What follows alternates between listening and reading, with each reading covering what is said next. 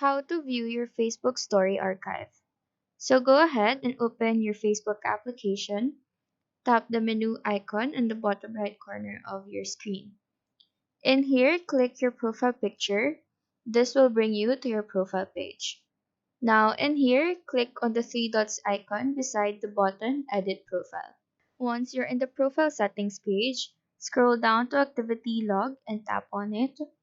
After that, scroll down to Interactions and tap on it to reveal the drop-down menu.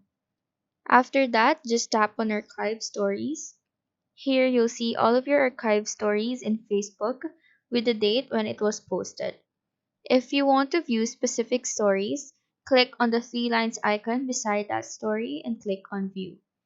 Another alternative you can try to see your Facebook Stories archive is to go back to your activity log, click on the Archive button beside the Trash button, click on the Stories archive on the upper left corner, and in here, you will see a collage version of the archive which you can select and view watch.